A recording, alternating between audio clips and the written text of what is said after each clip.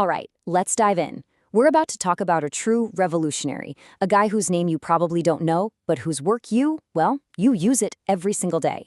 This is the story of the man who, and I mean this quite literally, taught the entire world how to see. But before we get to him, let's start with a really big question. How do we really know something is true? I mean, seriously, in a world that's just swimming with opinions and beliefs, how do you prove something is a cold, hard fact? Just let that sink in for a moment. Because get this, for over 1,000 years, the smartest people on the planet had it completely wrong. And I'm talking about the heavy hitters, brilliant minds like Aristotle and Ptolemy. They were fundamentally mistaken about something as basic as how we see. So their big idea was that our eyes shot out beams of light to see. Yeah, like tiny little flashlights built into our heads, illuminating whatever we looked at. And for centuries, that was accepted science. No one really questioned it.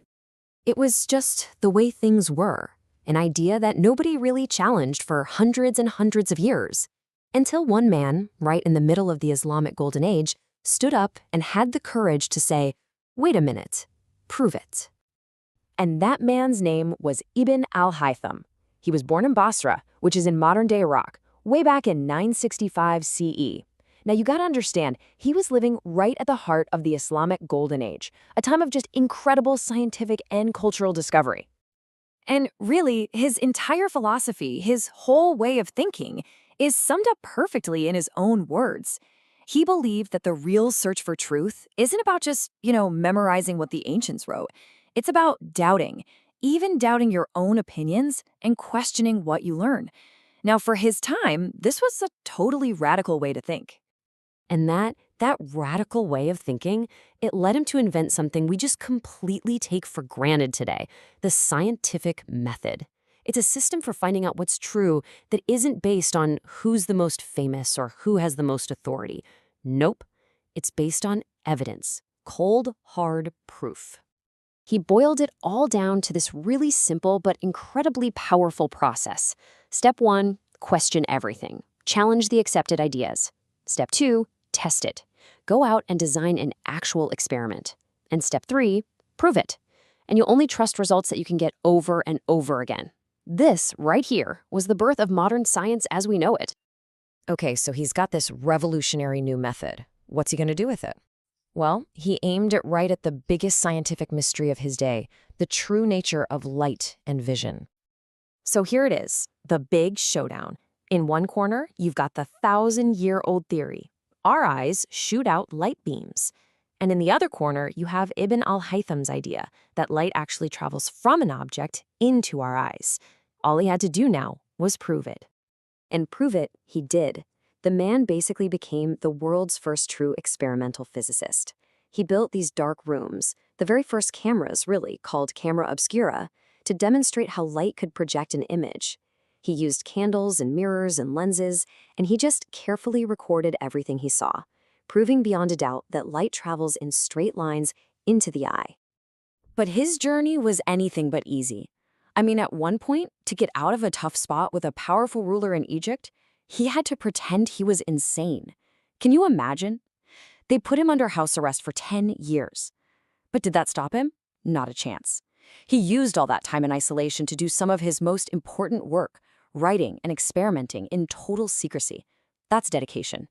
So all of that work, all those years of careful, painstaking experiments, it all came together in what is genuinely one of the most important scientific books ever written. It's called Kitab al-Manazir, which translates to the Book of Optics. And this thing was a masterpiece. 7 volumes that laid out everything he had figured out, how the eye actually functions, how our brains turn light into images, the fundamental rules of light itself. It was all there. And the impact? It was just staggering. We're talking centuries later, his book gets translated into Latin. A guy named Roger Bacon studies it, and it helps kickstart the whole European scientific movement. It was absolutely essential for Johannes Kepler's work on how planets move. Even the great Isaac Newton himself cited Ibn al-Haytham. His ideas literally rippled through time. So look, this isn't just some dusty old history lesson. His legacy is, and I'm not exaggerating, all around you. It's built into the technology you and I use every single day. Think about it. Every camera, your phone's camera included, uses his principles. Eyeglasses, telescopes, microscopes, all of it. Modern physics is built on his understanding of light. But the biggest thing of all, the most important legacy, is the scientific method itself. That whole process traces right back to his simple, powerful idea: proof over opinion. Every time. And yet, for all of that, his name is so often just left out of the history books. We celebrate people like Newton and Galileo, and we absolutely should. But we forget the giant on whose shoulders they were standing. Ibn al-Haytham laid the very foundation that they built everything on. So I want to leave you with a thought. The next time you pull out your phone to snap a photo, capturing light to make an image, what are you going to remember? Are you just going to see a screen? Or will you maybe, just for a second, see the incredible legacy of a man who, 1,000 years ago, was the first one to figure out how it all works? Because in the end, Ibn al-Haytham's story reminds us of something really profound. True knowledge, it doesn't have borders. It doesn't belong to one nation, or one time, or one culture. It belongs to anyone, anywhere, who has the courage to ask why, the discipline to test their ideas, and the sincerity to just search for the truth.